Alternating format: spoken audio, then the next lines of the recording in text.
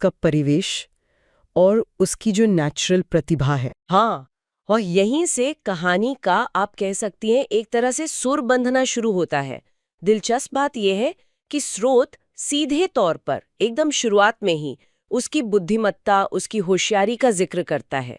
अक्सर हम देखते हैं कि जब चुनौतीपूर्ण या कहिए वंचित सामाजिक आर्थिक परिस्थितियों की बात होती है, तो वहाँ जो प्रतिभा होती है या जो बौद्धिक क्षमता होती है, उस पर ध्यान कम जाता है या उसे अनदेखा कर दिया जाता है।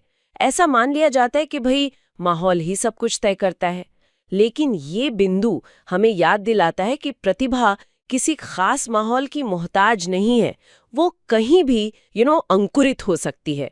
बस उसे पहचानने और पनपने का मौका मिलना चाहिए। तो ये है पहला सूत्र प्रतिभा की सार्वभौमिकता। ये बात सोचने वाली है। मतलब शुरू में ही ये बता देना कि वो होशियार थी, ये उसके बाद के संघर्ष को एक अलग ही नजरिए से देखने में मदद करता है ना।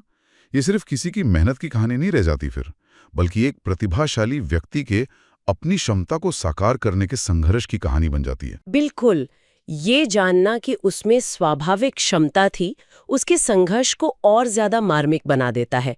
क्योंकि तब सवाल उठता है कि अगर हालात बेहतर होते तो शायद उसका रास्ता इतना मुश्किल न होता।